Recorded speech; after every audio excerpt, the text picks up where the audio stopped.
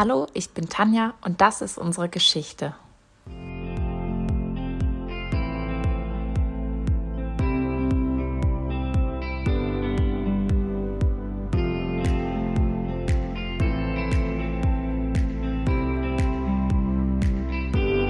Bienvenue à La Santé au-delà des mots.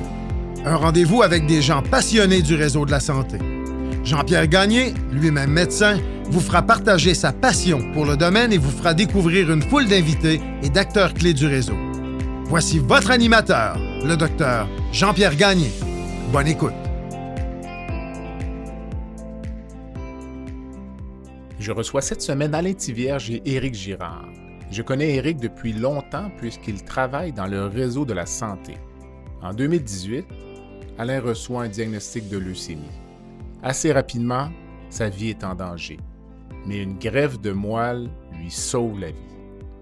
Alain et Éric me racontent les événements des dernières années, depuis le diagnostic jusqu'à la visite récente de Tania, la donneuse de Alain, à Québec. L'entretien de cette semaine, ce sont plusieurs histoires en une. Tout d'abord, l'histoire d'une amitié entre deux hommes nés d'une rencontre improbable. Mais c'est aussi le récit de la lutte contre le cancer, de la générosité, la résilience et l'espoir. Bonne écoute.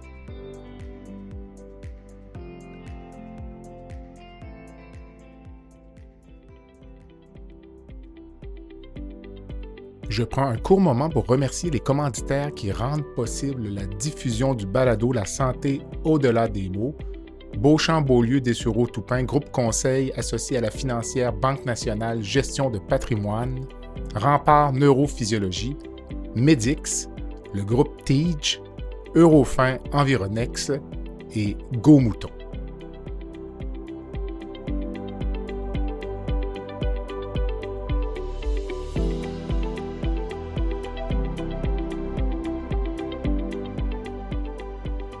Alain, bon matin. Bon matin. Éric, bon matin. Bon matin. Merci, messieurs. D'abord, donc, je suis accueilli chez Alain donc, pour ce balado, pour un épisode de la santé au-delà des mots. Donc, c'est Éric qui a servi de contact, donc merci. Ça fait plaisir. Puis, comment vous êtes-vous connus d'abord? Tu m'as glissé un mot l'autre fois, là, on remonte dans les années 50. On va ramener ça en 1989. D'accord. À l'époque, les gens, en tout cas plusieurs personnes, utilisaient les fréquences CB pour se parler. D'accord. Moi, à la maison, j'avais un petit kit CB. J'ouvre ça un soir, puis il est à peu près à l'heure du souper, puis je demande à jaser avec quelqu'un, puis il y a Alain qui est à l'autre. Tout le monde t'entend, là, sur ces fréquences. Tout le monde nous entend, oui. Okay. Sur cette fréquence. C'est ça. Ça pourrait être partout dans le monde, parce que je ne connais rien aux ondes radio. Tu peux aller quand même assez loin. Okay. C'est sûr qu'il y a une limite au niveau de l'antenne, là, mais c'est assez répandu, mettons. OK. C'est que je fais l'appel, Alain répond, on se met à jaser, on jase d'un peu de tout et de rien. On parle de musique parce qu'Alain, vous allez voir durant le balado que c'est un maniaque de musique également. On se met à jaser. À un moment donné, ma mère ouvre ma porte de chambre parce que j'étais encore adolescent à l'époque. J'ai 16 ans. Oui, 16 ans. Puis elle dit « Hey, les boys, peut-être l'heure de dormir. » Mm-hmm. Fait qu'on se fixe rendez-vous. Puis 1989, le lendemain, à quel endroit qu'on s'est rencontrés? Donc, c'est à Grande-Hermine. À Grande-Hermine, en Parc Cartier-Brébeuf. Excellent. Ouais. Puis depuis ce temps-là, 34 ans d'amitié, je dirais même plus que d'amitié, je dirais c'est un frère pour moi. Là. OK, ouais. OK. Puis une passion commune de la radio, Alain, aussi. Oui, j'ai toujours trippé sur la radio. Là, je me faisais des petits studios chez nous. Je voulais faire ça dans la vie. J'ai fait des démos pour des petites stations communautaires, ce genre d'affaires-là. Mais ça n'a pas débouché finalement. Là. Mais ça a été mon rêve. Puis Éric aussi, il trippait sur la radio. Lui, il a fait un cours aussi. Oui, 1993 au CRTC à Québec. J'ai fait le cours de communication radio-télévision. J'ai fait 6 mois à CHRC sur une émission qui s'appelait Québec la nuit avec Mario Hudon, Frédéric Munger. On a été là de nuit pendant 6 mois. Malheureusement, quand fut le temps de négocier un contrat, la radio est ce qu'elle est. Mais ils ont renvoyé ça sur le réseau de Montréal. Mais ça m'a donné une expérience de 6 mois de radio. C'était vraiment cool. Puis par la suite, je suis retourné aux études. Puis c'est là qu'on s'est connus dans le domaine médical. Exactement, dans le domaine de la santé. Exactement. Et vous avez d'ailleurs produit, dans le milieu, vous appelez ça les beds. Donc, ceux qui écoutent le balado, là, donc l'intro, puis les séquences audio là, du balado. Donc, merci, messieurs, pour cette contribution. Ton travail dans la vraie vie, Alain, donc, à part t'isoler dans ce super studio maison dont je suis jaloux. Ouais. Moi, je fais des armoires de cuisine depuis 2004. J'ai pas mal juste fait 2 domaines dans ma vie. J'ai fait des armoires de cuisine, puis on a travaillé ensemble chez Multicase. On faisait ce genre de coffre-là là, de transport avec les gros coins là, d'aluminium. Fait que c'est ça. J'ai fait une compagnie de ça, une compagnie d'armoires. J'ai joué dans ça. Puis là, depuis 2004, je suis pour la même compagnie. OK. Donc, c'est ce qui explique la finition impeccable. Je vais prendre quelques photos en quittant. Éric, on est ici pour parler là, de la vie d'Alain puis des événements dramatiques qui sont survenus au cours des dernières années. Toi, tu as des gens près de toi, proches de toi, qui ont eu le cancer dans les dernières années. Ton ami Steve, comment tu vis ça? On vieillit tous, puis on est sujet, là, les parents, les amis. Oui, ben c'est sûr que c'est une maladie qui touche de plus en plus de personnes. On le sait, malheureusement, c'est dramatique, comme vous l'avez dit. Comme tu l'as dit, excuse-moi, on va se tutoyer. C'est sûr que c'est pas facile à prendre. J'ai un ami qui nous a quittés le 13 septembre de l'an dernier sur ce cancer, sur un cancer. On comprend jamais pourquoi. C'est trop jeune, dans la cinquantaine, Steve. Alain malade aussi. Alain, j'ai tellement hâte que les gens entendent l'histoire qu'on s'apprête à leur raconter. Mais c'est sûr que c'est pas facile à prendre. Puis des fois, tu te poses la fameuse question que les gens vont se dire « Ah oui, c'est vrai. Pourquoi pas moi? Pourquoi mes chums? » Là, moi, j'étais un fils unique. Alain, c'était un frère pour moi, comme je disais tantôt. Steve, c'était la même chose. On avait la passion d'Elvis Presley ensemble. Puis on se demande tout le temps pourquoi cette maladie-là arrive. C'est pour ça que c'est important de contribuer, de donner, puis que la recherche continue de développer. À quel moment est-ce que ça te fait prendre conscience de ta propre mortalité? Parce que quand on est jeune, on se pense immortel, hein? À 15, 20 ans, 25 ans, moi, je me rappelle, on ne peut pas entrevoir que ça va s'arrêter un jour. Là. Je vais avoir 54 ans cette année. Je commence à en être conscient que non, c'est sûr. Plus, en fait, je commence pas, c'est depuis un certain temps. J'en ai plus derrière moi que devant, puis ça pourrait s'arrêter n'importe quand. Là. Non, tu as raison. À 50 ans, moi, cette année, puis avec les maladies autour, ben, tu te dis... c'est peut-être important de prendre soin de sa santé puis de vérifier. Quand on est jeune, comme tu dis, c'est sky's the limit, puis on voyait nos oncles de 40 ans, puis on les trouvait vieux. Exact. Mais là, on arrive à l'âge qu'on trouvait vieux, c'est que une prise de conscience, puis on dit on perd quelques livres, puis c'est pas grave, puis on se garde en santé. Profiter de la vie aussi. Oui, en plein ça. Alain, toi, ta vie, j'imagine qu'il y a un avant juillet 2018 et un après. Quand je regarde ton histoire, j'en entends parler. Là. Oui, ça, c'est vrai. L'avant, c'est vraiment une vie normale. Métro, boulot, dodo, j'ai des conjointes, puis tout va bien, là, pour dire. Mais par contre, en 2002, ma femme, parce que je me suis marié en 2007, mais en 2002, elle a reçu un diagnostic de cancer du sein, stade 4. Fait que là, j'ai pris conscience à ça fait un certain temps, donc. Oui, c'est 2002. Fait que ça fait un petit bout. OK. En jeune âge, ça veut dire aussi, donc. Oui, elle avait 32. Quand même. Fait qu'elle s'est battue jusqu'à 40 ans. Fait qu'à 40 ans, elle est décédée. Fait que, tu sais, j'ai vu le côté aussi d'accompagnement d'un patient, de ma femme, tu sais. Fait que. Puis là, après, 2018, c'est moins que ça, là, tu sais. La leucémie, c'est quand même assez violent. Dis-moi si tu me parlais un peu du début, là, les premiers symptômes, évidemment, lorsqu'on a un petit malaise, on pense pas tout de suite au pire. Toi, c'est un peu rétrospectivement, tu t'es dit... Oui, bien là, moi, dans le fond, ça a commencé. On avait des vacances de la construction, puis j'étais à Toronto avec ma blonde. Puis là, on marche beaucoup, tu es en voyage, tu visites... jusqu'au moment où, à un moment donné, on avait prévu d'aller visiter le stade de baseball, la visite guidée. Puis là, j'ai comme un shutdown. Je suis fatigué. Là, je dis, garde, il fait beau, mais il faut que j'aille à l'hôtel, il faut que je dorme. T'sais. Ça marche pas. Fait que rétrospectivement, c'est comme le premier symptôme là, qui m'a fait allumer. Il y a de quoi qui marchait pas, puis j'étais fatigué aussi. Là, je me disais, j'ai travaillé, les vacances vont faire du bien. Mais c'est ça. Fait que j'ai annulé cette visite-là. OK. Puis le soir, on est allé au match, je pense que c'est le même soir. Puis après, ça s'est quand même bien déroulé, mais j'étais fatigué. Là, OK. ça allait pas super. Ça a duré combien de temps, cette espèce de flottement-là, de dire on se sent pas bien, on sait pas trop Ça a ce qui se duré passe, peut-être dans le mois d'après, je me suis mis à avoir des sueurs nocturnes, pardon. C'est comme si je m'étais entraîné. Je dors avec un T-shirt, là. Puis là, j'avais des ronds, des cernes de sueur. Je me changeais 2-3 fois par nuit. T'sais. OK. Fait que là, ma blonde a dit, c'est normal, il fait chaud, les couvertes, tout peut-être. Mais c'était pas normal, parce que dans la vie, moi, je transpire pas beaucoup. Là, OK. Puis là, je voyais ça. Là, j'ai comme fait, il y a de quoi qui se passe.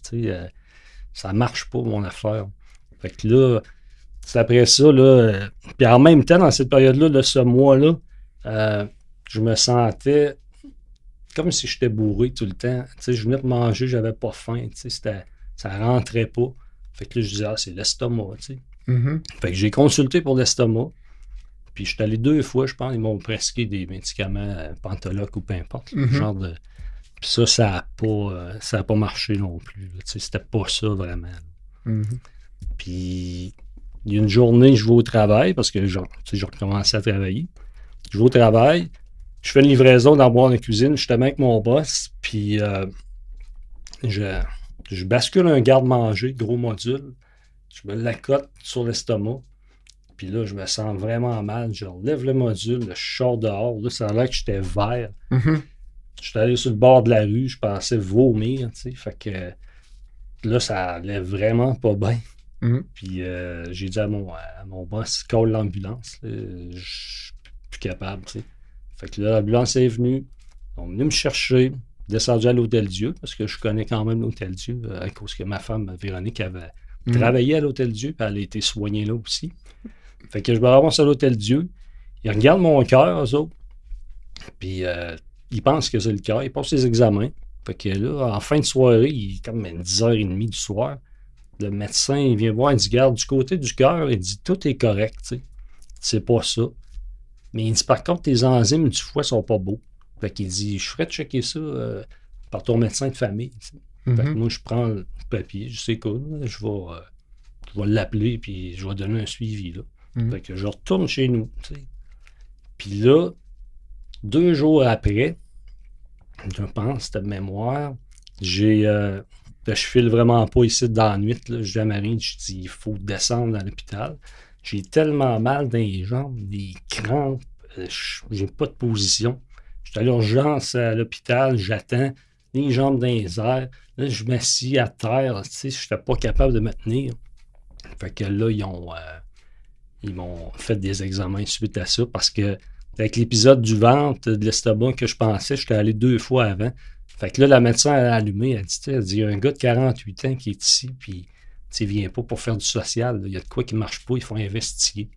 C'est là qu'ils ont fait des examens, l'écho, puis tout le kit. Là. Toi, Éric, à l'époque, c'est 4 à 6 semaines de flottement là, où Alain va pas bien du tout. T'en rappelles-tu, toi? Ou l'avais-tu rencontré à ce moment-là? Je me souviens que Marilyn nous appelle disant qu'Alain est allé à l'hôpital, puis qu'il file pas, puis qu'ils vont faire des examens. Mais tu sais, même travaillant dans ce domaine-là, je me dis, la médecine va regarder, puis ils vont trouver qu'est-ce qu'il y a. Mais là, c'est sûr qu'à un moment donné, Alain, on va se dire au départ, c'est un gars en santé, c'est un joueur de baseball, c'est un gars qui a pas de problème dans la vie au niveau santé.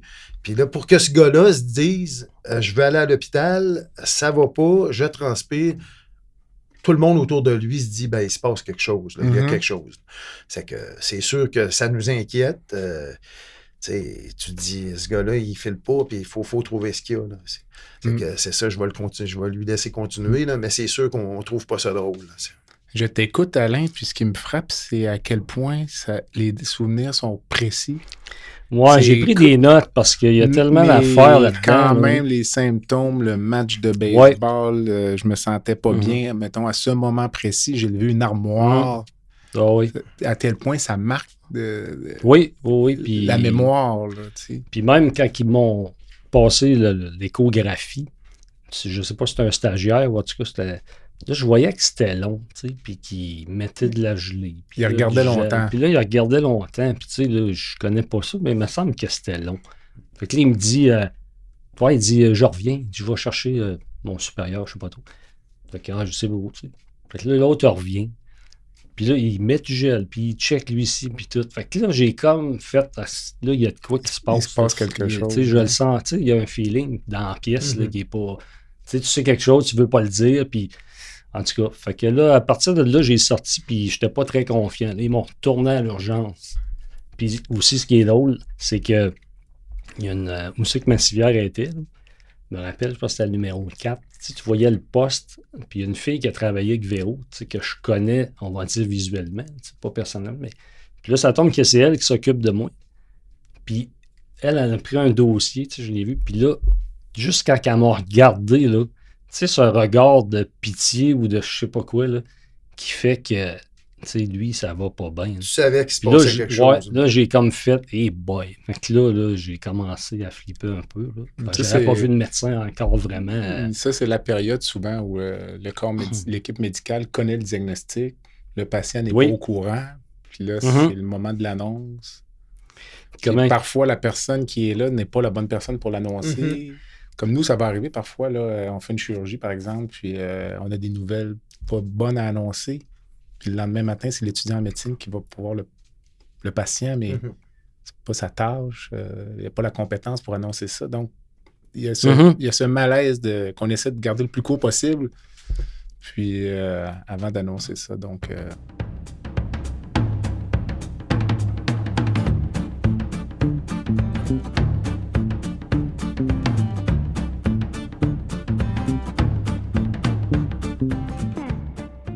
Medix simplifie la facturation médicale des médecins spécialistes, anesthésiologistes, internistes, pneumologues et bientôt les chirurgiens. Grâce à une application mobile conviviale et une expertise personnalisée, Medix fait une différence réelle dans la vie des médecins. Sauvez du temps, réduisez les erreurs et optimisez vos revenus avec Medix. Medix est fier de desservir plus de 60% des anesthésiologistes du Québec. Pour toute question, n'hésitez pas à visiter notre site web à www.medix.com www.medyx.com ou téléphonez au 514-548-2500. Toi, lorsqu'on t'annonce, finalement, c'est à l'urgence, c'est là que tu apprends. Oui, après... Il y a une masse dans le foie, il se passe des choses. Oui, c'est ça. L'oncologue, il vient me voir, puis il dit, là, c'est sérieux, tu sais. Il dit, t'as telle affaire. Puis je me rappelle, il va dire, leucémique, lymphoblastique. Bon. Il me dit, c'est sérieux. Puis l'autre affaire qui me marque, il dit, c'est stade 4. Puis là, tu sais, moi, je revoyais stade 4 de ma femme. Le cancer du sein, pour moi, c'était comme, je suis sur le bord, là. Fait que là... Il m'annonce ça, puis il dit ça s'opère pas. Fait que là, j'ai comme je fige.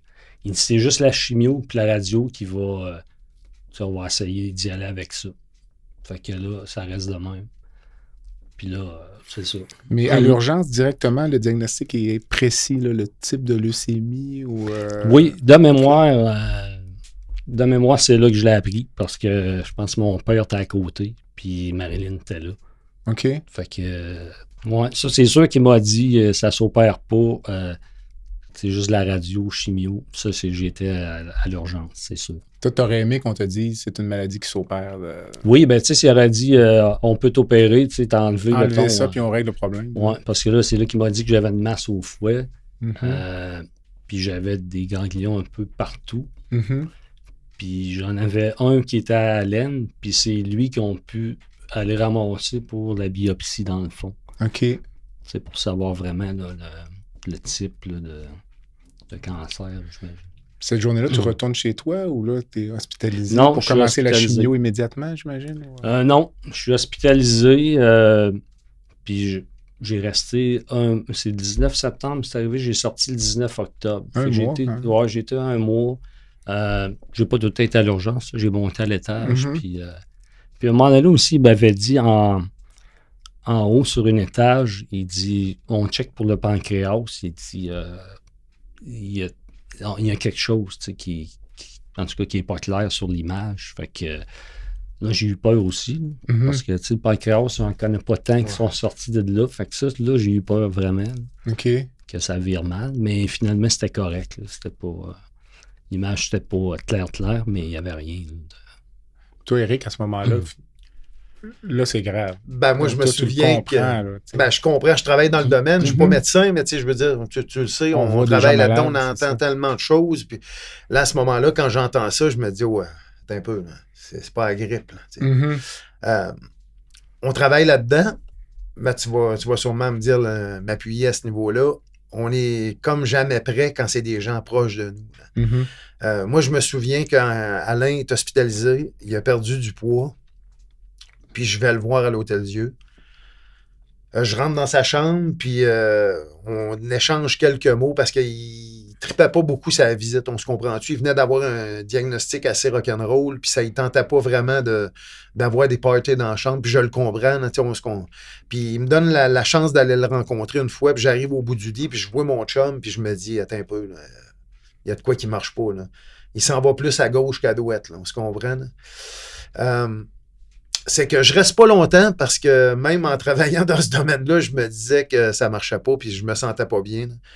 Je suis redescendu dans ma voiture, j'ai resté une demi-heure dans l'auto puis là, ça allait pas. Là, je me disais dans ma tête, je l'ai vu pour la dernière fois, là, à ce point-là. Là. OK. C'est que on remet ça en haut, hein, on met ça dans le sac pour on remet ça plus fort que nous autres.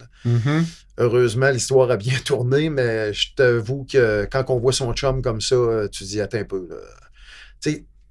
Mon père m'a tout le temps dit que dans une main, dans les 5 doigts de la main, on en a assez pour compter des vrais amis. Alain, il fait partie, je pense que c'est le pouce. Là, on se comprend, le pouce il est essentiel. Là. Quand tu vois ton pouce couché comme ça puis pas filé, tu dis, attends un peu, là, ma main, elle a un problème. C'est un compliment, ça, le pouce? Oui, parce que c'est le doigt essentiel de la main, je te le confirme. Dis-moi, Alain, toi, à ce moment-là, te vois-tu aussi malade que Éric te décrit? Là, parce que... Ben, je me vois pas très en forme. Là, ça, c'est sûr et certain. Je mange pas beaucoup, évidemment. Puis là, je suis en attente là, de voir ce que l'équipe médicale va faire. Je suis très inquiet quand même. As-tu peur de mourir? Oui, quand même. Okay. Le stade 4 reste dans la tête, puis je l'associe facilement à ça. OK. Mais là, par contre, je suis encouragé dans le sens que il avait dit à ma blonde, il dit ça se traite. Là, il dit on va traiter pour guérir et non pas pour étirer. Là, fait que ça m'a rassuré là, de dire il y a une option au moins qui est sur la table, puis on espère que ça marche. OK. As-tu l'impression que l'équipe médicale te donne toute l'information ou parfois que l'équipe en garde un peu pour ne pas t'inquiéter? Ou... peut-être, parce que je suis quand même un type inquiéteux d'avance. Là, fait que j'imagine qu'ils sont capables de doser ça là, pour dire, regarde, lui, on va dire le minimum. Il se connaît bien. C'est pas le minimum, mais on appelle ça existe, ça s'appelle le privilège thérapeutique. Ça. Okay. Donc, en théorie, il faut tout dire aux patients, mais lorsqu'on juge que parfois, c'est peut-être pas le bon moment pour donner telle information, parfois, on la garde un peu, on attend... quand c'est pas dangereux, quand il n'y a pas de préjudice, parce que parfois, si on en dit trop d'un coup, le patient comme s'effondre. Ben, on veut un patient qui veut se battre. On ne veut pas un patient qui lance la serviette en sortant du bureau en disant... Puis il faut être capable d'assimiler ça aussi. Tout à fait. Il faut être capable de comprendre. Moi, je comprenais certaines choses, mais il y a même des épisodes que j'ai oubliés. Marilyn, elle me rappelait des affaires. Je disais, oui, c'est vrai.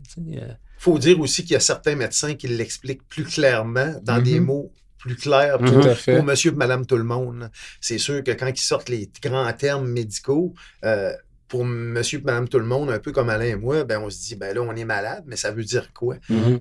Moi, je me souviens d'avoir entendu dans ma carrière des gens expliquer tellement bien la façon, puis la façon qu'ils disaient à la personne qui était malade, que la personne sortait en disant « Oui, j'ai compris, puis je vais me battre. » Mais j'ai tellement vu l'inverse aussi, la personne sortir avec un point d'interrogation dans le visage en disant « Je ne sais pas ce que j'ai, mais il s'occupe de moi. » Mais je pense que c'est important que le médecin, que l'équipe médicale soit claire avec les gens, parce que déjà que tu viens d'avoir un coup de poing dans la face avec ce genre d'informations-là, de maladies-là, quand c'est clair, ben, c'est plus facile pour les amis, pour la famille, pour la personne concernée. Je pense que c'est important que les gens comprennent ça. En général, Alain, on dit les patients qui ont une annonce de cancer comme ça, disons, tel jour, à telle heure, ce qu'il leur est dit dans les heures suivantes, ou tout au moins dans les minutes suivantes, ça rentre par une oreille, ça sort par l'autre, tellement ils sont frappés par le diagnostic. Donc, non, toi, moi, est-ce que ça a été le cas ou tu as tout retenu ce qui t'a été j'ai dit retenu quand même pas Ok, mal. quand même. Oui, quand même. Ok. J'ai retenu le sérieux de la patente, puis qu'il y avait de quoi faire, puis l'option, je me rappelle, l'oncologue m'a dit, il dit, garde, là, la chimio, il va falloir que ça commence assez rapido.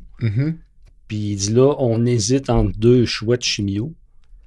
Puis il dit, il faut choisir la bonne, parce que si on commence avec celle-là, puis qu'on se trompe, on va perdre du temps. Fait que, tu sais, là, j'ai senti que j'étais comme limite à la consultation, de dire, regarde, c'était le temps, je me présente là. Tu n'avais pas comme 3-4 semaines pour y penser, là. Non, c'est ça. Puis les autres, ils embrayaient. Tu sais, là, ils se sont consultés souvent. Puis je me rappelle, Marilyn, elle me disait souvent, elle dit, je suis passé au bureau, puis il parlait de ton dossier. Là, tu sais, j'entendais ton nom. Tu sais, c'est un cas qui, je dirais pas qui est unique, mais je pense que dans le domaine, tu sais, je me suis fait dire que ça n'arrivait pas super souvent, ce genre, ce type là, de cancer-là. Bref, ils en ont jasé beaucoup. Fait que les options, ils les ont regardées, puis ils ont starté la bonne chimio.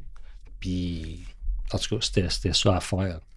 Ils avaient choisi la bonne en principe. Là, et là, la greffe de moelle n'est pas sur la table ou c'est déjà... Non, pas encore. Parce que là, en principe, quand ils me donnent, mettons, on va partir avec la chimio A, on fait ça. Là, j'ai reçu un protocole je pense que ça couvre 2 ans. C'est que là, ça veut dire que tout est indiqué. Ça veut dire que le jour 3, mettons, tu as tel traitement avec tel traitement. Après, ça va jour 5 ou tu sais. Puis ça s'étale sur 2 ans. Fait que, tu sais, c'est quand même long. Là. Puis je connais, en tout cas, il y a quelqu'un qui était sur mon étage, lui, il a fait ce protocole de 2 ans là, de chimio. Fait que moi, vu que la chimio, je pense que c'est la fin novembre, à un moment donné, la chimio ne marche plus. Il le sert assez rapidement, là. Oui. Okay. Fait que j'ai fait, mettons, ils ont commencé à fin septembre, la chimio, je pense, 28-29. Fait que j'ai fait octobre.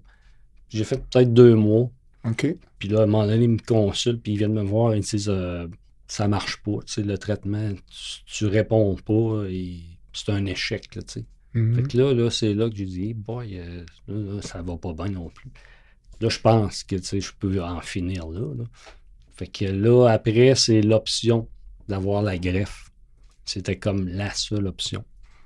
Fait que vu que la chimio, c'est l'échec, ben, il me restait l'espoir de la greffe. Donc. OK. Et là, ça s'enclenche comment, ça? Là, tu es à la maison? Ou, là, oui, je suis à la maison quand même. Je suis à la maison, mais je vais souvent à l'hôpital pour des traitements, oui. Puis, à un moment donné, Laurie, l'infirmière de greffe, elle vient me voir, puis dans la salle de traitement, puis là, elle commence à m'expliquer ça pour la greffe. Elle dit là, on va piger dans une banque qui, moi, je pensais canadienne au début, mais c'est bien plus que ça. Il y a beaucoup de pays impliqués. Fait qu'elle dit, on va voir là-dedans si on n'aurait pas un donneur potentiel compatible. Fait que là, l'idée est à lancer. Fait que, est-ce qu'ils font le tour de la famille aussi pour voir des donneurs? Oui, moi, je suis enfant unique. Fait que, tu sais, il y a des affaires qui se coupent assez raides. Là. Oh, mais il y a des amis même qui parlaient à Marilyn. Non, je suis prêt à donner. Moi, je vais, tu sais, essayer... plein de monde, parce qu'elle avait ouvert un groupe Facebook là, pour comme donner des nouvelles à tout le monde en même temps. Puis là, tout le monde là-dessus voulait donner, s'informer. Mais c'est pas comme une transfusion sanguine normale. Ça prend beaucoup de critères. Puis c'est pas juste le groupe sanguin qui est important là-dedans. Tout à fait. Puis de plus, quand tu donnes de la moelle osseuse comme ça, ben, tu peux pas dire « je veux le donner à telle personne ». Ça tombe dans la banque. Puis eux autres, ils le redistribuent par la suite. Là. Okay. C'est pour ça qu'on disait à Marilyn, hey, gars, nous autres, si ça marche, go. Là, on voulait sauver notre chum. Là, mais malheureusement et heureusement pour les gens qui sont en attente, il y a un tri, puis il y a un ordre. Là, puis c'est bien comme ça. Là, mais... C'est pas la famille directe. Mettons, j'avais un frère, Je sais pas si tu peux passer. Ma famille dirait que je sais, crois que oui, là, c'est parce ça, que ça, on ça a reste le même sang, les mêmes gènes. Tu sais. Mhm. OK. Je me suis fait, à ma connaissance aussi, mais plus dans la transplantation d'organes que la transplantation de moelle. Il y a des chaînes de transplantation aussi. Donc, par exemple, tu peux avoir 5-6 personnes qui font une chaîne. Donc, moi, je ne pourrais, mettons, je voudrais te donner un rein, mais toi et moi, on n'est pas compatibles. Mais je serais compatible avec Alain qui a besoin d'un rein, tu sais, d'un rein. Mhm. Puis là, finalement, on saute. OK. Il s'organise 5-6 dons comme ça pour que finalement, je puisse indirectement t'aider parce OK. que je pars la chaîne un peu. Mhm. Donc, OK, ouais. dis-moi, la donneuse, ils l'ont trouvée finalement, pas à Robertval, là, ils l'ont trouvée Non, c'est en Allemagne. en Allemagne. C'est ça. Oui, c'est un peu plus loin.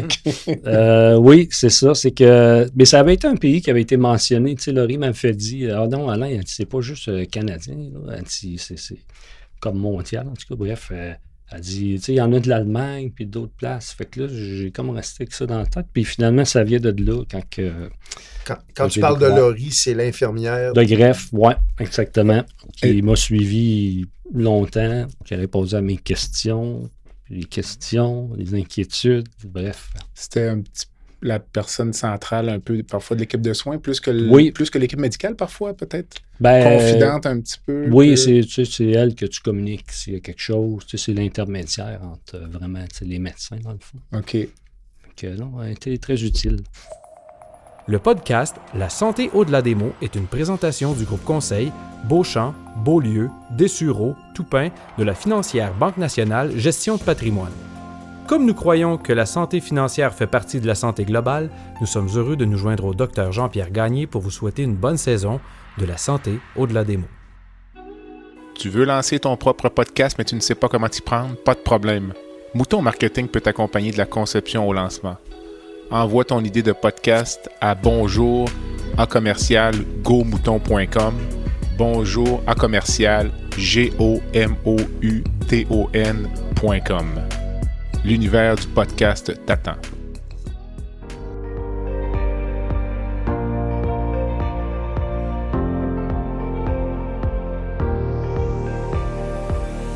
Vous avez des commentaires ou un sujet à nous proposer ou même faire partie de nos invités, visitez le site web de notre balado à www.baladosanté.ca ou sur notre page Facebook de la santé au-delà des mots.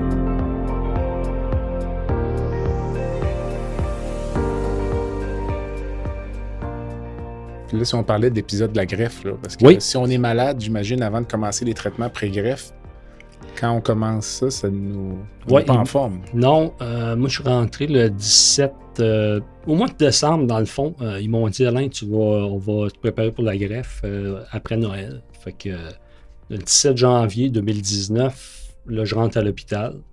Puis là, ben, c'est ça, c'est comme ils te mettent ton corps à zéro, là, parce que les cellules que j'avais, c'était plus bon. Fait que là, ils veulent vraiment te mettre à zéro avec de la chimio, de la radio, c'est-à-dire chimio, radio, mais il y a une radiothérapie qui est, en tout cas, je sais pas si c'est commun, mais moi, j'appelais ça recto-verso. Tu étais sur le ventre, tu passais 15 minutes, puis là, après, tu vires sur le dos, puis il passe 15 minutes aussi. Là, OK. En tout cas. C'est comme aller au spa, finalement, mais... Oui, mais c'est ça, dans un matelas formé à mon physique d'athlète. Puis, moins détendant. Oui, mais il y a une petite musique qui joue à ça. Okay, c'est ça qui est paradoxal, bizarre. Tu sais, t'as un gros traitement de chimio, de radio, puis t'as de la petite musique douce. Fait que là, c'est ça. C'est le prépare pour la greffe qui est cédulé pour le 24 janvier 2019. As-tu le droit de recevoir des visiteurs ou tu es isolé, là? Ouais. Ben, je suis en isolement dans une chambre à air négatif, ou je sais pas trop. Oui, c'est ça. Puis, mais je veux pas beaucoup de visites. Okay. J'ai le doigt, mais sauf que c'est désinfecte les mains. Le masque. Il y a beaucoup de protocoles parce que c'est des chambres isolées. Là, même moi, je peux pas sortir de ce département-là pour aller me promener sur l'étage du 8. Il faut que je reste vraiment dans ma chambre. Je pourrais sortir juste dans le petit corridor, puis c'est tout. Là, OK. Fait que, mais c'est ça, j'ai pas tant de visites, puis j'en voulais pas beaucoup non plus, là, tu sais. On a eu la chance, par contre, d'avoir Marilyn, sa conjointe, qui a fait un travail exceptionnel pour les amis et les proches. OK. Elle donnait des nouvelles, elle appelait, elle lui renvoyait les messages qu'on voulait lui renvoyer. Même moi, étant en tout cas, un bon ami à Alain. J'ai tellement vécu ça difficile. Là. OK. Je savais pas quoi lui dire. Je savais pas quoi penser. Je me suis comme isolé un peu dans sa maladie. Puis je le sais qu'il m'en veut pas aujourd'hui. Ben, c'était comme un mur pour moi. Mhm. Je comprenais pas pourquoi que lui passait par là. Je comprenais pas pourquoi. Il y avait plein de choses qui étaient difficiles à comprendre dans cette histoire-là. Puis je me suis comme retiré de ça. OK. Puis aujourd'hui, je m'en veux un peu, mais par contre, l'histoire a tellement bien terminé. C'est tellement bien terminé que je m'en veux un peu moins, mais je m'en suis voulu longtemps. Moins de visites à ce moment-là. Ben, il en voulait pas. OK. Puis je me sentais pas capable de y aller non plus. Tu sais, t'arrives devant lui, tu lui dis quoi? Tu sais, c'était compliqué. Puis aujourd'hui, je suis tellement content que l'histoire est tournée du bon côté. Là. Mais c'est pas facile. Puis les gens qui nous écoutent, si vous avez des gens comme ça qui respectez quand même ce qu'ils vous demandent, mais essayez de rester proche pareil, parce que c'est tellement des moments difficiles à passer. Là, c'est incroyable. Là. Je pense que ça peut s'apparenter lorsqu'on accompagne quelqu'un qui est en deuil, parfois. Je pense que oui. Parfois, c'est simplement la présence, sans que les gens parlent, finalement. C'est ça, parce qu'effectivement, parfois, les gens vont dire des choses pour réconforter, puis ça peut être insultant, ça peut nous choquer. Puis, tu sais, si tu vas voir quelqu'un qui n'est pas en fin de vie, mais qui se bat pour ça, c'est dur de parler de la pluie, du beau temps, puis sans... C'est sûr que c'est pas facile. Ah non, c'est très difficile des deux côtés, cette histoire-là. La personne concernée, ben, elle se voit partir ou elle tire la serviette. Ou Alain, quand même, c'est un gars qui avait un moral quand même. C'est un gars terre à terre, Alain. Il n'y a pas de zone grise. Alain, c'est noir ou c'est blanc. C'est qu'il s'est fait une tête là-dedans, puis il était capable de penser quand même beaucoup de positif, puis heureusement, ça l'a aidé. Mais c'est sûr que c'est un côté très, très spécial à vivre. Donc, essentiellement, ta conjointe Marilyn qui te visite. Oui, puis mon père, qui vivait à l'époque, c'est les deux. Mais là, c'est ça. Puis le 24 janvier 2019, c'est là que j'ai eu la greffe qui était cédulée dans le matin, je pense. Puis là, il y avait une tempête de neige, puis tout. Fait que là, ils viennent me voir. Ouais, on ne sait pas si la greffe va être aujourd'hui. Il fait pas beau. Là, il y a du retard parce que ça vient de l'avion. Puis là, j'ai su que c'est la police qui ramasse ça. Ils viennent porter ça à l'hôpital. En tout cas, bref. Fait que là, on attendait. Puis d'habitude, ils greffent toujours le jour parce que si ça complique, il y a beaucoup de médecins sur place. Puis tout, c'est un peu normal. Fait que là, à un moment donné, Marie-Ève, qui est sur le département, ça, c'est la responsable de l'étage du 8. C'est drôle, elle était là du soir de la greffe, mais c'est elle qui, quand Véronique est décédée en 2009, c'est elle qui était sur l'étage, puis elle avait Véronique comme patiente. En tout cas, bref. Fait que là, c'est ça, elle vient me voir, elle avait commencé son chiffre à 4 heures. Elle dit, je sais pas, M. Tivierge, elle dit, on va se faire de la greffe à soir parce que elle dit, c'est dépassé. Elle dit, on va se donner 10 heures le soir, mais elle dit, après ça, là, peut-être ça va aller à demain, ou je sais pas trop. Fait que là, on espérait quand même, que ça se fasse cette journée-là. Je suis prêt. Puis là, mon père, lui, il est 3 étages plus bas, il est en dialyse, il a ses traitements de dialyse. Fait que là, Marilyn, elle descend, elle va lui donner tes nouvelles, elle remonte me voir, en tout cas. Puis finalement, c'est ça, peut-être vers 8 heures, je sais pas trop, là. Elle vient me voir, elle dit ça va se faire asseoir. Elle dit on attend, on se prépare, puis tout. Fait que finalement, c'est arrivé, puis une petite poche. Puis, c'est tout, la police. Ouais, c'est ça. Puis ce qui est drôle, c'est que l'agent de police qui est allé chercher ça pour amener ça à l'Hôtel Dieu, c'est un chum à Claude qui joue au volleyball avec eux autres. Okay. Fait qu'il avait collé, il dit je vais arriver en retard au match. Il dit j'ai quoi à faire, tu sais. Claude Jobin, c'est un ami de la famille, dans le fond, qui est pompier pour la ville de Québec. C'est pour ça que c'est important pour les gens qui nous écoutent. Je l'ai su par après, là, j'ai pas su ça, tu sais, mais à un moment donné, elle dit, voyons, c'est drôle, elle dit, lui, il avait fait un transport comme ça, c'est peut-être le tien. Il arrive rien pour rien dans ces histoires-là. Donc là, la petite poche arrive dans ta chambre. Ouais. Puis là, là, je reçois un autre médicament en même temps, tu sais, qui était déjà prévu dans mes choses, là, tu sais. Puis là, je demande à l'infirmière, je me rappelle, j'ai dit, là, la greffe, tu peux donner ça avec ça, là, tu sais, il n'y a pas de trouble. Ah, tu sais, non, il n'y a pas de trouble, tu sais, fait que, je dis, OK. Puis il commence à me... Fait que là, il start ça, tu sais, transfuser. C'est comme si tu recevrais du sang, là, finalement. Fait que là, ça va bien, 5 minutes. Là, à un moment donné, man, la pression monte, là. Puis là, plus que tu sens la pression monter, là, je suis rouge du torse, c'est juste toute la face. Fait que là, l'infirmière, il me check aller. Là. La machine est là. Là, à un moment donné, la machine se met à crier. Pip, pip, pip. Là, c'est la panique. Puis là, à un moment donné, il était 2, je me rappelle. Puis il y en a une, elle me dit, Monsieur Tivierge, elle essaie de me distraire un peu, puis que je pense à autre chose, puis tout. Puis à un moment donné, ça passe. Mais c'est un épisode, je sais pas comment je suis monté là, sur la machine, là, mais ça criait, puis c'était pas rassurant, mais. Quand est-ce que tu sais que la greffe a fonctionné? Ça prend combien de temps? Puis, Ben, je le sais. Ben, moi, je l'ai su tard parce que c'était long à remonter, les résultats. À chaque jour, j'avais une feuille, puis le COSIS, je ne sais pas trop les noms c'était très long, les données, avant qu'il note une augmentation. Fait que là, à un moment donné, j'étais même découragé. Je dis à Marilyn, regarde, je ne veux pas avoir la feuille. Ça monte pas. Fait que là, dans ma tête, ça marche pas comme je voudrais. Fait que là, je suis déçu. Mais il y a des médecins qui me disent là, il n'y a pas de trouble. Là, ça peut être normal. Puis il y en a d'autres que des fois, tu sens qu'ils aimeraient ça me dire que ça monte, mais tu sais que.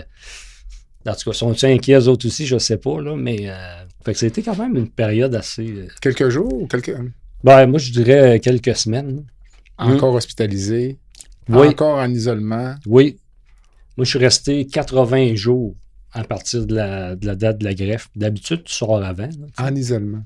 Oui, dans ma chambre. Puis là, c'est là que je voulais pas voir personne, tu sais. Mon père, Marilyn, puis tu sais, je voulais rien attraper. Tu sais, il y en a de mes amis qui auraient aimé ça venir me voir. Ils me disaient, j'irai pas là, je veux pas te donner quelque chose. Puis il y en a d'autres qui auraient aimé ça être là. Puis c'est moi qui disais à Marilyn, tu sais, je veux pas les voir. Tu sais, c'était pas personnel non plus envers. Tu sais, je sais qu'il y en a qui aujourd'hui, pas qu'ils m'en veulent encore, mais qui auraient aimé ça parce que les autres, ils se disaient, s'ils passent pas au travers puis ils décèdent, tu sais, je l'aurais pas revu. Tu sais, je veux dire, il n'y aura pas un moment pour, tu sais, pas des adieux, mais tu sais, ils m'auront pas revu de tout ce processus-là. Fait que c'est ça qui aurait trouvé dur, je pense. Ça, ce sont des choses que tes amis t'ont dit après? Oui. OK. Oui, que tu sais, on comprend pas trop pourquoi tu voulais, tu sais, pas nous voir. Même avec tes explications? Ouais, non, mais tu sais, ça c'est bien. Ça finit par passer. Oui, tu sais, c'est juste que c'est à ma façon. Mais aussi, je suis pas bien fait dans le sens que, tu sais, au décès de Véronique, tu sais, des grosses étapes, j'aime ça, gérer mes affaires, tu sais, j'ai pas consulté, puis j'aurais peut-être dû, là, tu sais, consulter des personnes. Puis même quand j'étais à la greffe au processus, après la greffe, vu que je remontais pas vite, ils m'ont dit, veux-tu parler à quelqu'un, tu sais, consulter? Puis, tu sais, je voulais rien savoir, tu sais, j'étais pas désagréable, mais je voulais pas faire ça de cette façon-là. C'est peut-être une erreur, mais en tout cas, c'était ça dans le temps. J'ai géré ça de même. Mais chacun voit ça à sa façon. Il y en a qui veulent avoir plein de monde, il y en a qui veulent, comme toi, le vivre plus personnel.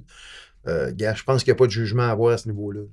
Non, mais tu sais, ça m'aurait peut-être aidé pour certaines choses. Ou, tu sais, l'autre affaire, c'est que les infirmières, quand ils ont commencé à me préparer pour la greffe, l'infirmière, je me rappelle, elle m'a dit, elle dit, tu sais, ça va être dur. Elle dit, il va falloir que tu te lèves à tous les jours, même si ça ne te tente pas. Tu sais, elle dit, je t'avertis, c'est pas facile. Fait que là, c'est correct, mais là, j'étais quand même en forme dans ce temps-là. J'avais pas commencé, je veux dire. Mais là, après la greffe, là, c'était dur de me sortir du lit. Je n'étais pas très coopératif. Là, je comprenais la patente. Mais moi, j'avais dans la tête de cochon un peu de dire vous savez pas c'est quoi, genre, d'être dans ce lit-là, puis de se lever, qu'est-ce que ça demande, t'sais.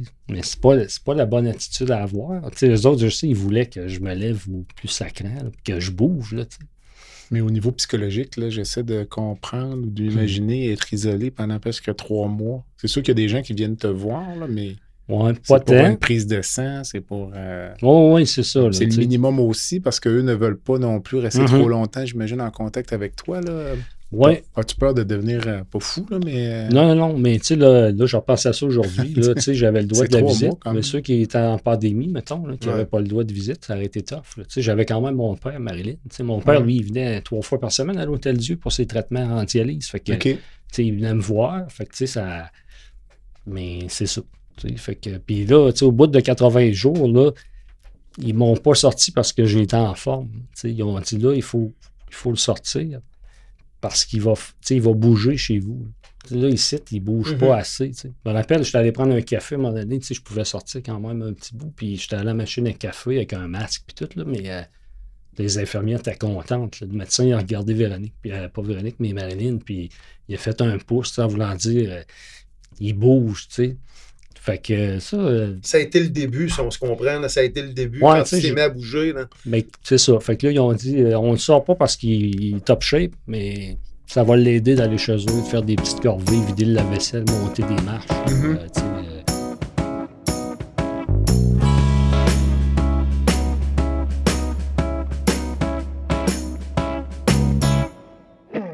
Rempart Neurophysiologie est une entreprise spécialisée dans l'octroi de services neurologiques tels que le monitorage neurophysiologique péropératoire.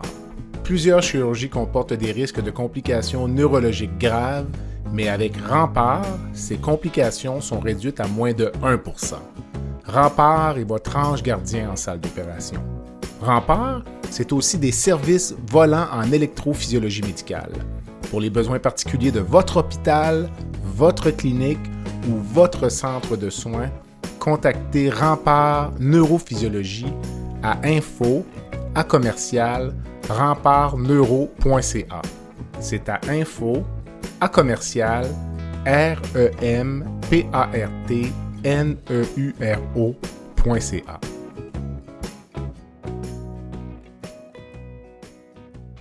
Toi, Eric, tu es-tu allé quelques fois après ou ça a été vraiment un bon... Moi, je l'ai revu ici. Moi.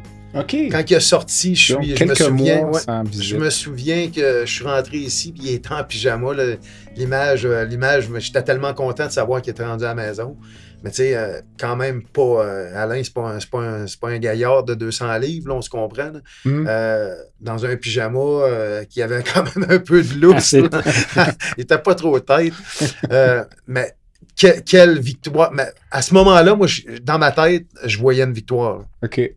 Je pensais plus au côté sombre. Quand je l'ai vu rentrer ici, je me suis dit, gars, s'ils l'ont laissé sortir, il y a du mieux, ça remonte, il est rendu à la maison.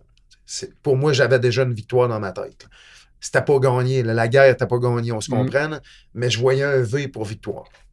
La prise de la greffe, entre guillemets, là, c'est à partir de à quel moment, finalement, tu as su que ça fonctionnait? Ou... Ben là, ça s'est mis à monter. Je ne me rappelle plus Okay. quand vraiment, mais ça s'est mis à monter. Tu sais, peut-être, tu sais, j'ai sorti au bout de 80, mais peut-être qu'au bout de 50, tu sais, il y avait une... Quand tu dis ça monte, ce sont les globules blancs, je Oui, tu sais, toutes les données, là, tes prises de Les sang, prises de sang, toutes les... fait que, tu sais, à un moment donné, ça a quand même monté tranquillement, puis c'était correct. Là, tu sais, là, j'étais rassuré dans le sens qu'il y a de quoi qui se passe de bien, puis tu sais, je le vois quand même, j'étais plus en forme aussi, pareil, là. Mais c'est ça, ça a été une longue, quand même. Tu sais, il y en a, je sais, qui ça monte plus vite. Mais on n'est pas tous pareils non plus. Parce que je me rappelle, j'étais couché dans le lit, puis je bougeais pas tant. Puis je voyais, moi, par la fenêtre, un monsieur qui marchait. J'ai dit, lui, il est en forme, mais moi, je suis pas là pantoute. Là, je le voyais, puis il est sorti un peu avant moi, mais lui, il était motivé. Là, il trouvait que la bouffe n'était pas bonne, il voulait sortir. Là, lui, il était vraiment... Je le comprends tellement pas. Là. Mais en tout cas, bref, moi, je n'étais pas rendu là. Puis là, j'essayais de me comparer. Puis là, j'ai dit, boy, ça marche-tu la mienne, finalement? Parce que, en tout cas... Comment tes proches ont vécu? Eric a parlé beaucoup, lui, qui peut-être il s'était isolé, mais ta conjointe, Marilyn, ton père, en as-tu parlé avec eux après? Parce que pour les proches, c'est très difficile. Oui, Marilyn, elle est faite forte, puis elle ne voulait pas laisser paraître. Là, elle n'arrivait pas en pleurant à l'hôpital. Elle arrivait toujours bien habillée, le collier, puis maquillée. Tout pour pas que je voie qu'elle aille pleurer, mettons, la veille. Tout était... Mais Marilyn a tellement fait un travail exceptionnel. Elle a toujours été là, comme il dit, elle était là pour lui. Elle essayait pas vraiment de montrer ses émotions. Elle attendait de sortir, elle nous appelait. C'est là qu'elle laissait passer un peu de vider les soupapes. Là. Mais elle a fait un travail exceptionnel. Là. Je pense que il peut être chanceux d'avoir une femme comme Marilyn dans sa vie parce que tu sais, il y en a qui vivent ça seul, ces aventures-là. D'avoir quelqu'un qui te soutient et qui est toujours là. Elle allait pour les médicaments, elle allait pour les rendez-vous avec lui. Elle a vraiment fait... Gars, moi, je la considère pas comme la blonde de mon chum. Je la considère comme une grande amie aussi. Bravo, c'était parfait. Oui, vraiment, elle était là tout le temps. Puis, tu sais, des autres amis aussi. Là, je me rappelle, j'avais besoin à un moment donné d'un petit frigo, là, tu sais, pour... puis là, il n'avait plus sur l'étage. Puis mon chum Steph, il dit, je vais t'en amener un, puis tout. Fait que le soir même, fait que là, tu sais, je pouvais avoir des jus, garder ça au frais, tu sais, dans la chambre, puis... tu sais, le monde était quand même disponible, mais c'est moi qui ne voulais pas y voir. T'es un peu comme moi, t'as un cercle d'amis assez restreint, mais c'est des amis, gars, c'est plus que des amis. Qu'on parle de Stéphane, qu'on parle de José Drolet, qu'on parle de Stéphane Casey, on va le mettre des noms là, pour identifier des personnes. Ça a été des gens autour de lui qui ont fait en sorte, peut-être que ça a donné le coup de pied... coup de pied dans la bonne place là, pour donner à notre chum l'élan pour se ressortir de tout ça. Là. Est-ce que ta vision de la vie a changé avec cette maladie-là ou finalement, peut-être plus la maladie de ta conjointe il y a 20 ans avait déjà un peu ça m'a amorcé cette transition-là? Oui, de quitter assez très tôt, là, 40 ans, c'est pas normal. Là. Tout de suite après, j'ai comme fait...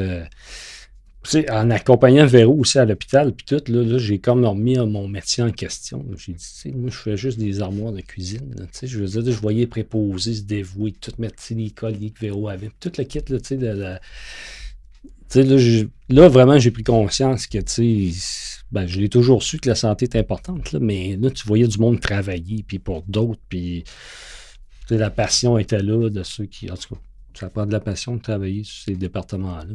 C'est pas facile. Puis oui, la vie, là, c'est comme, tu sais, c'est cliché de dire ça, mais quand tu es malade, après ça, quand tu reviens, tu sais, c'est comme, tout est relatif. Là, il faut quand même mettre tes pieds. Tu sais que les priorités, tu sais c'est quoi. Là. Ce petit côté, comme tu dis, relatif, est-ce que ça dure longtemps? Parce que parfois, les gens qui ont une expérience comme toi vont dire les petits détails de la vie, là, ça ne m'agace plus, là, mais... J'imagine qu'à un moment donné, ça recommence, là. On commence à nouveau être irrité par des petits accrochages de la vie quotidienne. Oui, parce que tu travailles, parce que c'est ça, le quotidien continue. Mais tu sais, à un moment donné, tu réfléchis différemment aussi. Là, tu t'en fais un peu moins quand même pour des choses. Après, tu vois que c'était rien. Là, c'est vrai que tu as changé à ce niveau-là, par exemple. C'est pas un gars qui ça n'a jamais été quelqu'un qui voulait se montrer. Puis, Alain, c'est un gars qui fait ses choses. Mais sa vision de la vie a changé énormément depuis sa maladie, en effet. Puis toi, Eric, est-ce que ta vision de la vie change avec tes amis qui sont malades? Malheureusement, tu en as perdu un, mais tu en as un qui a guéri. Là. C'est sûr qu'on voit plus ça pareil. Là, des petites niaiseries qu'on se fait, là, puis qu'on... Non, tu dis, attends un peu. Là, tu reviens les pieds sur la planète assez rapidement. Là. C'est sûr, j'en ai perdu un, c'est très triste, mais j'en ai gardé un, puis ça, je remercie la vie. Là, c'est incroyable. Là. Mais c'est sûr qu'on voit la vie pas mal différemment. Là. C'est sûr.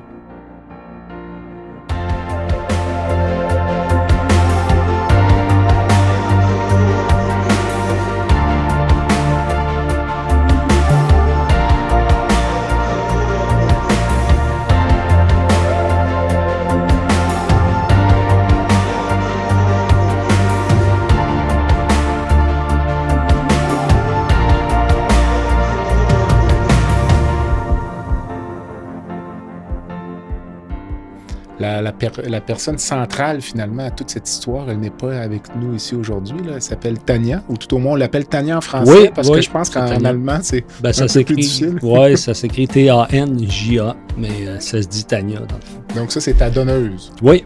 Elle, dans le fond, ça a commencé... il y a un moment donné, je vais pour un traitement, tu sais, après, greffe, un suivi. Puis là, Laurie, justement, l'infirmière, elle dit « Alain, j'ai reçu une lettre pour toi. » Elle dit « Je vais te donner ça. » Puis elle dit « J'ai lu ça parce que, tu sais... » Puis elle me dit « J'ai jamais rien vu d'aussi beau. » Elle dit « Tu liras ça. » Puis elle dit « Après, parce qu'après, tu peux connaître l'identité du donneur. » Si le donneur accepte. Si le donneur accepte, tu peux savoir c'est qui, mais c'est 2 ans après. OK. C'est pas immédiatement. Là. Fait que, mais par contre, elle m'avait écrit une lettre qui était filtrée. Je pense que c'est Moi Québec qui filtre ça. Puis là, Laurie l'avait lu. Parce que des fois, pour pas qu'il y ait des informations qui permettent d'identifier la personne, là, par les réseaux sociaux ou peu importe. Là. OK. Fait que, puis là, elle me donne la lettre, puis je me rappelle. Puis là, j'ai lu ça. Puis ça s'adressait à moi comme, mon héros, telle affaire. Des mots très gentils, puis je l'ai accroché sur le mur. Là, elle va toujours rester là. Fait que, moi, je savais même pas qu'on pouvait écrire, dans le fond. Fait que là, elle avait comme pris l'initiative, ou ça y avait été dit là-bas quand elle avait fait le don, je sais pas trop. En tout cas, bref, fait qu'on a commencé à correspondre comme ça en écriture après, là, tu sais. Quel âge a-t-elle? Ou quel âge avait-elle?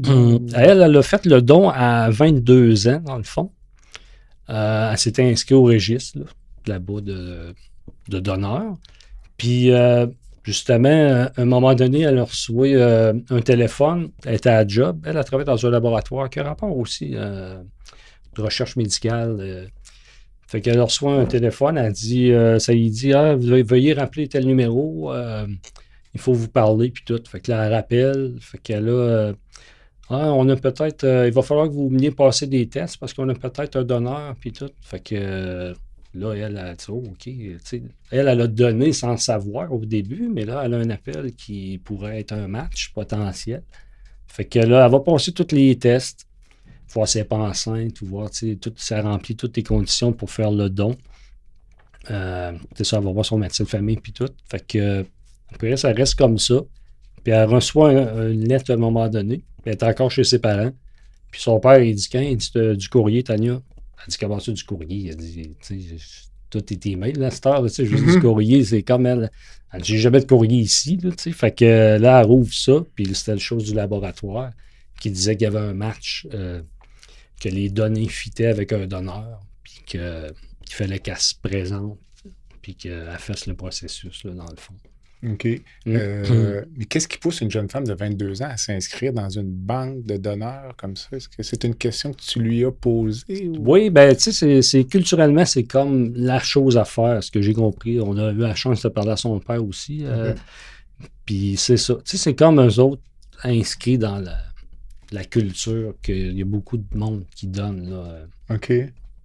Puis la beauté de l'histoire, c'est que tu l'as rencontré récemment. Oui. Donc, raconte-moi ça un peu. Ben, Éric, je connais un peu l'histoire, donc mais les auditeurs vont l'apprendre, puis c'est quand même exceptionnel. Ben, c'est ça. Nous autres, 2 ans, dans le fond, après, on a dévoilé chacun notre identité, qu'on voulait que l'autre le sache on était qui. Fait qu'on a commencé par email après de s'envoyer.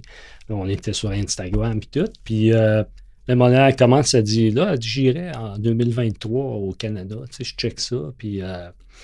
Fait que là, c'est cool, tout. Fait que, tout ça, là, je reçois l'email, elle confirme, elle a son billet, ils vont descendre, elle vient avec ses parents, son chum, puis ils vont arriver à Toronto parce que son père veut aller au chute Niagara, montrer ça à sa mère, puis tout. Fait qu'elle dit, tu viendrais-tu à Toronto, tout ça? Ben, c'est sûr, je peux pas la laisser arriver seule ici, là, j'ai dit, c'est sûr, je vais être là à Toronto, il n'y a pas de trouble. Fait que, on est allé à Toronto, finalement. Ouais. Éric était là. Ben, un soir, il était à la maison, on se fait un souper les 4, puis il me parle de ça. Puis moi, je dis, hey, j'aurais tellement aimé ça, vivre ça avec toi, mais il me regarde bien sérieusement, puis il se dit, mais pourquoi tu viens pas? J'ai dit, tu me rediras pas ça. C'est qu'en joke, parce que Alain, c'est un gars qui aime bien rire, et ben, il dit, pourquoi tu viens pas? Ben, j'ai dit, c'est réglé, on y va. OK. C'est qu'on a vécu de quoi d'exceptionnel. Honnêtement, je te dirais, après la naissance de ma fille, là, cette rencontre-là, là, c'est pas mal dans mon top 3 de ce que j'ai vécu de hot dans ma vie. Okay. C'était exceptionnel. Là. Je vais le laisser à la chance de découvrir tout ça. Là.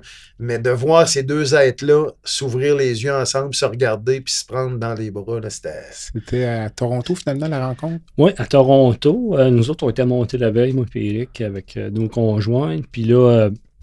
on se prépare le lendemain. On était fébrile, pareil. Là, c'était assez spécial. Fait que là, on se rend à l'aéroport, puis là, on l'attendait. Attendez-vous avec une pancarte, là. On avait un drapeau, Éric. Ok. Éric, Un drapeau d'Elvis Presley. Oh, non, c'était mieux, c'était pas mal mieux que ça. Là. en torse. Non, J'avais trouvé sur Amazon un drapeau moitié canadien, moitié allemand. Ah, OK, quand même. Ouais, on était concept. là. OK, on a quelque chose. oui, Ok. oui, Éric, il y a eu des bonnes idées là-dedans. Puis avec Il est le pas si drapeau, pire, j'ai notre dit- Éric Girard, quand Oui, quand il oui, se force, quand là, on se donne.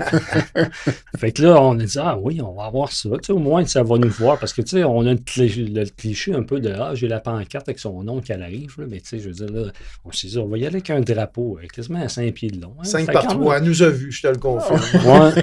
Tu sais, fait que là, on arrive là, puis on check ça. Fait qu'on va se placer, justement, on dit, ah, les vols arrivent ici, on va se placer telle place pour qu'elle voie le drapeau, puis prendre des bonnes photos, mes 40. Là. Mais l'autre affaire, c'est que Marilyn, elle a un ami qui s'appelle Mathieu. Il travaille, lui, pour Air Canada. Puis il parlait à Marilyn des fois, il connaît l'histoire, évidemment. Il dit, tu sais, ça serait le fun de souligner de quoi, tu sais, dans ce geste-là, tu sais, de... Mhm. Fait qu'il dit, je vais checker ça de mon bord, puis il dit, je te reviens avec ça. Fait que là, tout ça pour dire que lui, il a réussi à avoir, il dit, mais qu'elle se présente à Francfort pour prendre l'avion. Il dit, elle va avoir accès avec sa famille au salon VIP, tu sais, manger, puis en tout cas, bref, tout ça. Puis là, moi, j'avais écrit un petit mot, Marilyn aussi, puis Mathieu aussi, parce que Mathieu, il connaissait, lui, l'hôtesse de l'air qui travaillait dans l'avion du vol, qui était sur le vol de Tania, tu sais. OK. Fait que là, Mathieu, il a donné à sa copine. Elle donne ça à Tania en plein vol. Tu sais, elle dit, j'ai un message pour toi. Tu sais. Fait que là, elle est en plein vol. Là, quelqu'un lui donne un message. Puis là, c'est moi qui venant de moi. Marilyn, on écrit un petit mot. Tu sais, elle capotait. Là. Mais on trouvait ça le fun qu'elle soit prise en charge Ben oui, c'est dès extraordinaire. chez eux, Mhm. tu sais, ou pour le salon VIP, Ben oui. en vol. Puis là, on s'imaginait, Alain puis moi, en se disant, elle doit capoter. Là. Elle doit dire, gars, on s'en va au Canada. Puis ils nous attendent vraiment. Vraiment. Il contrôle tout, lui. Fait que non, puis là, le staff a été gentil avec elle. Ils ont donné des extras, Ben du oui. vin, voulez-vous, un service impeccable. Ils se sont fait prendre en photo avec elle, tout le staff. Ouais. C'était vraiment cool. Là. Tout le monde l'a aimé. Là. OK. Puis là, tu attends, puis là, elle est sur le point de... Tu sais, évidemment, tu as vu des photos. Oui, Puis là, tu attends qu'elle arrive ou... oui, là, c'est ça. On attend que. Là, il y a du retard un peu. Là, et comme on dirait que tout le monde est passé, puis ils sont pas arrivés. Puis là, à un moment donné, c'est ça, elle arrive. Elle. Puis là, nous autres, puis là, on se prend dans nos bras, puis les accolades, puis tout. Puis là, elle trippe vraiment sur Harry Potter. Tu sais, c'est vraiment cette génération-là. Fait que ce qui est comique, c'est que Marilyn, à un moment donné, elle voit au plafond. Elle dit, il y a comme un... Elle dit, c'est un ballon, ça. Il y a un ballon d'Harry Potter, tu sais, comme si un enfant avait échappé Par son hasard. ballon, par Mais- hasard. Carrément au-dessus des. Où qu'Alain m'a dit, hey, c'est ici qu'on l'attend. Mm. Parce que quand à un moment donné, il me dit, on arrête ici, c'est ici. Ben, j'ai Ok. dit, parfait. Mm. Puis là, Marilyn, elle se lève la tête, puis elle nous fait signe, puis on se lève la tête, puis il y a vraiment un ballon avec le logo Ah oui, Harry Potter. Puis là, je regarde Alain et je dis, gars, tu sais, que tu crois ou tu crois pas, il y a quelque chose. c'était là. Tu sais, tu bizarre. C'était, tu sais, il y a de quoi, là, en tout cas. Bref, fait que là, je la sens dans mes bras, t'es dedans, on jase. Fait que là, je garde ce que je t'ai amené. Là, j'y monte le ballon au plafond. Là, on dirait qu'elle ne catchait pas, là, mais c'était drôle. Mais faire sa part, une rencontre comme ça, moi, vous dire de quoi, s'il y a des gens qui sont à l'écoute, qui un jour ont la chance de vivre ça, vous allez voir, c'est pas ma tante qui arrive pour les fêtes, là, on se comprend, là, il y a un lien. Là. Puis Alain avait fait un cadeau à Tania, il avait fait faire des chandails. Nous sommes 100% connectés. Mhm. Puis lui, il l'avait sur le dos quand elle est arrivée, puis il en a offert un, puis ça a pris 3 secondes à l'enfiler. Puis c'était un moment magique. Là. Parce que c'est comme le but de tout ça aussi, tu sais, de la rencontrer en personne, de dire merci en personne. Tu sais, c'est comme, tu peux pas aller plus que ça. Tu sais, fait que c'est pour ça que je disais, je vais me prendre une thématique, tu sais, 100% connecté. Là, on l'est vraiment. Tu sais, fait que c'est ça, l'enfilé du gilet, on a pris des photos, puis c'était vraiment cool, vraiment, vraiment cool. On a eu la chance aussi, elle était avec son conjoint Kevin puis ses parents. Des gens exceptionnels. Là, je pense qu'Alain va être derrière moi, on ne s'attendait pas à ça. Là. On s'attendait à avoir des gens sympathiques parce que des gens qui font un geste comme ça, tu te dis, bon, c'est des gens qui pensent à l'autre. Là. Mhm. Mais des gens sympathiques comme ça, honnêtement, là, merci la vie d'avoir rencontré ces personnes-là. Ouais, des fois, il aurait pu avoir, je sais pas, mais son père, il vient il vient voir le Canada, faire plaisir à sa fille. Je ne savais pas à quoi m'attendre, mais là, ils sont venus, ils sont généreux, ils sont sympathiques, attentionnés. Ça vraiment, en tout cas, tu vois que la pomme n'est pas tombée loin de l'arbre non plus. Non, mais j'imagine pour les parents, ça doit être une source de fierté aussi. De voir ce que leur fille a fait, finalement. Un geste simple, mais en même temps, les autres, qu'il fallait faire, là, je veux dire. On a fait un party chez Eric, pour souligner un peu ça. On m'a tout raconté. Oui, c'est ça. Fait que, je voulais pas, moi non plus, la promener partout chez mes amis. Fait que j'ai dit, je vais rassembler tout le monde, puis on va la présenter. Puis bref, tout le monde voulait la voir aussi. Fait que, on a fait ça chez Eric, puis il était même pas supposé venir, ses parents, parce que... selon leur itinéraire, mais ils sont descendus. Fait que, c'était vraiment... Puis Eric, tu me contais que pour le père de Tania, là, c'était comme... Mais son la père, soirée chez toi, ça a été un trop plein d'émotions. Ben, il est venu à la maison. Alain avait préparé un montage vidéo. Mm-hmm. On a fait rentrer les gens dans la maison. Sur la télé, on a projeté le vidéo. C'est à ce moment-là que Tania s'est mise à pleurer, puis son père aussi. Puis... ça a été vraiment, je pense, un surplus d'émotions pour ces gens-là. Puis à un moment donné, son père, il a dit « Gars, moi, je pense que j'ai vécu, c'est trop pour moi pour l'instant. Merci beaucoup. » C'était incroyable. On reçoit encore des mémos sur notre Instagram, toutes les deux, qui nous remercient encore. Ça fait quoi? Ça fait un mois, c'est à peu près. C'est des gens sympathiques, c'est des gens simples. C'est des gens qui, un peu comme nous. Je pense que la vie a relié des gens qui nous ressemblaient. C'est drôle parce qu'eux disent merci, puis dans les faits, c'est toi qui voulais dire merci. Ouais, c'est comme si eux ont reçu plus qu'ils ont donné. Ben moi, je pense qu'ils trouvent ça trop, parce que pour eux autres, c'est comme normal de faire ça. C'est comme... ils n'ont pas l'impact, eux autres. Elle a fait un don, ils savent que ça peut servir. Mais quand tu sauves une vie, ben, tu as un chum qui ne perd pas son chum, tu as une conjointe qui garde son chum. Il y a plein de si j'avais des enfants, ben, il y a plein d'impacts là, qui... c'est inimaginable quand même. D'ailleurs, ils nous l'ont dit. Quand on les remerciait, ils disaient « C'est pas vous autres qui devriez nous remercier, c'est nous autres. » Tania, elle voit ça du côté que son héros, c'est Alain. Et c'est pas l'inverse. C'est ça. Alain, c'est vraiment Tania, son héroïne, parce qu'elle a sauvé la vie. C'est ça. Mais elle vient très humble quand on lui parle de ça. Parce qu'elle a dit, c'est vous autres, les héros, c'est pas moi. Puis quand elle a donné, quand elle a fait le don, elle a écrit un texte sur Facebook que j'ai vu des mois après. Là, c'était un texte qui s'adressait à moi, différent. Puis là, c'est là qu'elle a dit, genre, t'as pas à me remercier, c'est plutôt moi, en voulant dire que j'ai pris conscience que je peux sauver une vie. J'imagine l'impact. Là, fait que non, c'est quand même particulier. Ouais. Est-ce que dans ta situation, on se sent comme une obligation de faire attention à sa santé, compte tenu qu'on a eu une deuxième chance comme ça? Ben, c'est sûr que un peu comme les gens qui ont eu, parce que j'ai eu des gens en entrevue qui ont eu des transplantations d'organes, puis se sentent un petit peu une obligation ben, je pense que de faire attention. Oui, puis... je pense que c'est correct aussi. En tout cas, si tu as eu un don, peu importe, il y a comme un respect de dire hey, j'ai cette chance-là que je ne ferais pas exprès pour la bousiller, dans le fond. Je pense que oui, mais il faut quand même relativiser que ça. Là, continuer à vivre. Exactement. Puis ce qui est drôle, ben, c'est que à un moment donné, je parlais avec son père, puis il m'a dit, ça m'a touché, il m'a dit... il dit, Alain, tu ne peux pas savoir comment qu'elle s'est inquiétée après avoir fait le don. Il dit, j'ai été obligé de la rassurer là, à maintes reprises, de dire, regarde, t'as fait ce qu'il y avait à faire. Parce qu'elle, elle a dû s'injecter des produits, là, l'avant-greffe, avant de donner son... Pour stimuler sa moelle. Pour monter, c'est ça exactement. Pour monter les résultats dans le plafond, pour pouvoir donner après.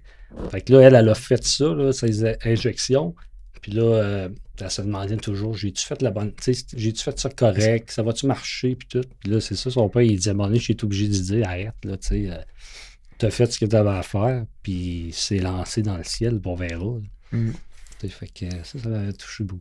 Une expérience comme tu as vécu, puis ta famille aussi, à Mhm. la base, c'est négatif. D'avoir une leucémie stade 4, d'avoir peur de mourir, de passer à travers des mois de chimiothérapie, 3 mois d'isolement à l'hôpital. Mhm. On peut faire toute une liste d'éléments négatifs, mais ultimement, il sort des histoires extraordinaires et très Oui. positives de ça. Donc, comment est-ce qu'on vit cette dualité?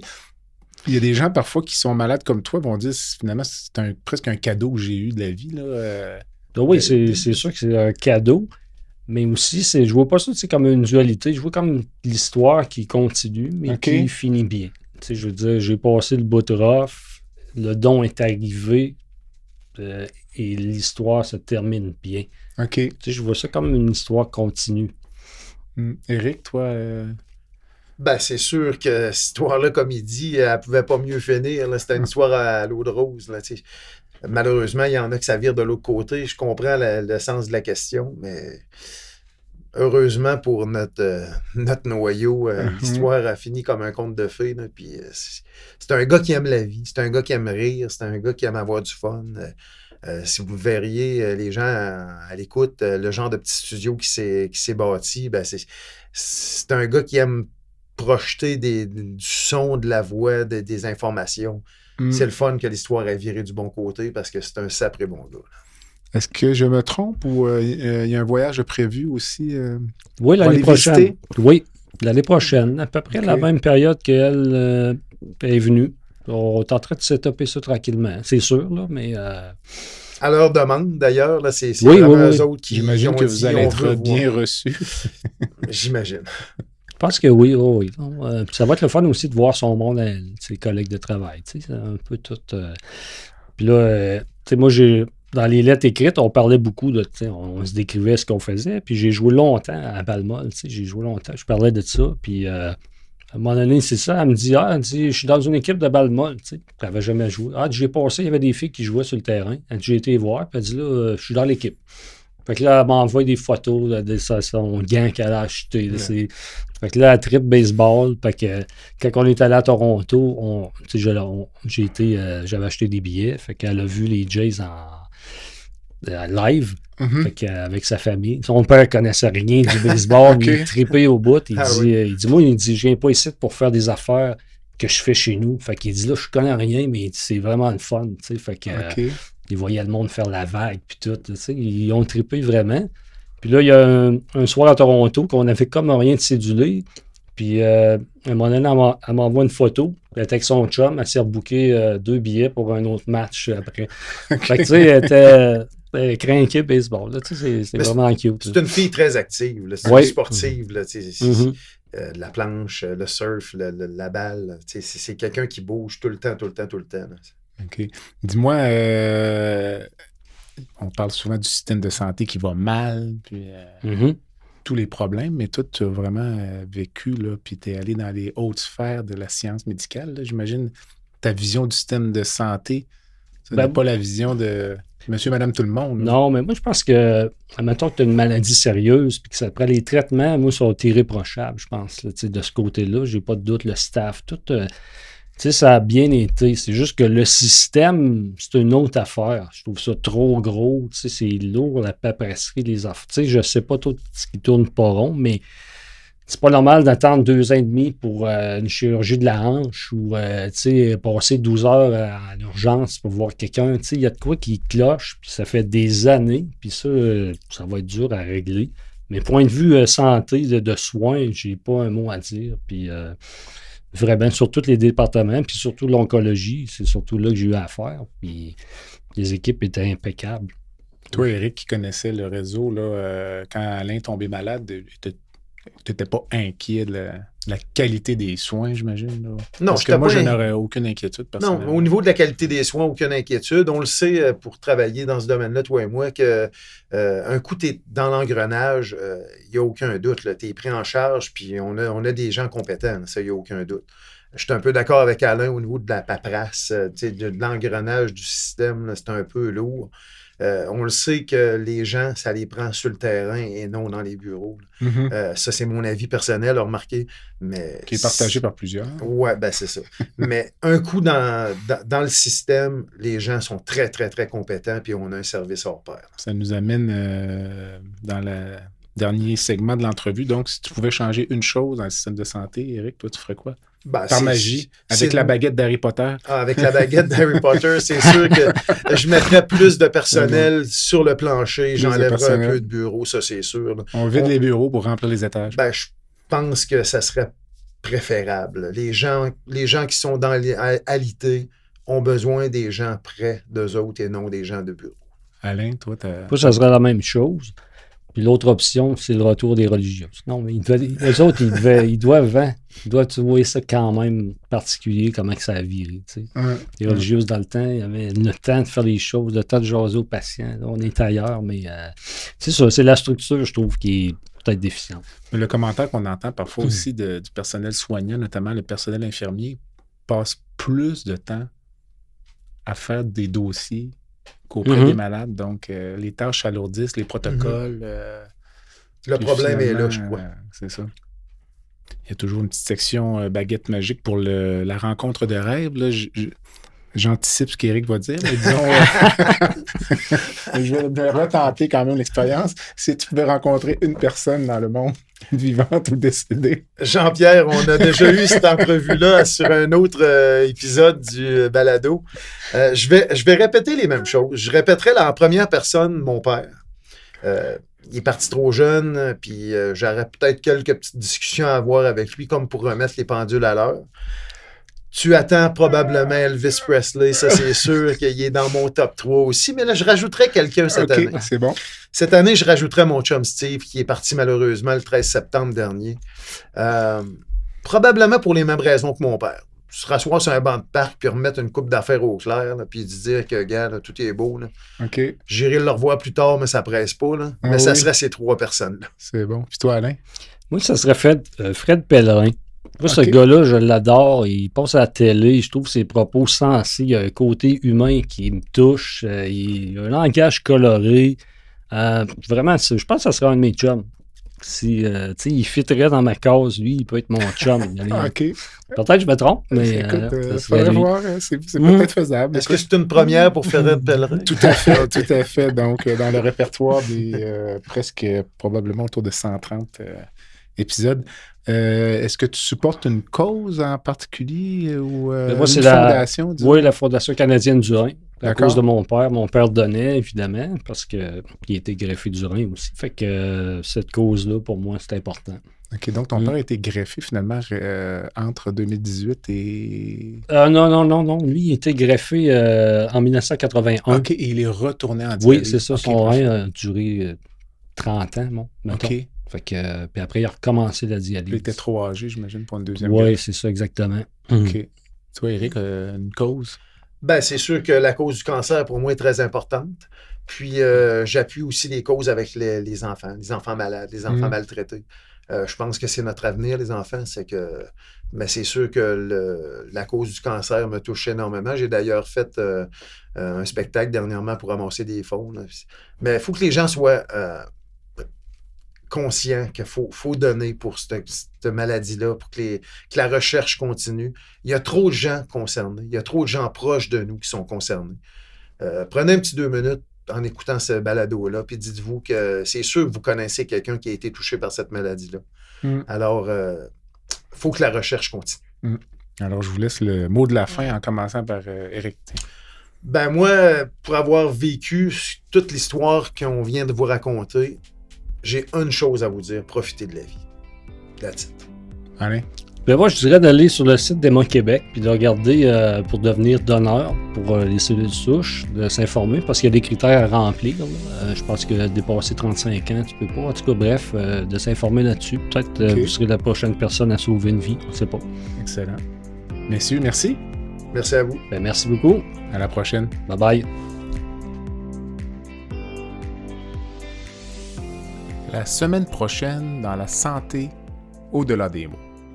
Félix, aujourd'hui, on se parle avec l'accord de ton patient, Alain Tivierge, que tu as traité pour une leucémie lymphoblastique aiguë Burkitt-like. Tu sauras nous expliquer c'est quoi. Donc, et j'ai eu Alain en entrevue il y a quelques semaines avec son ami Éric Girard. Donc, j'ai eu la version d'Alain.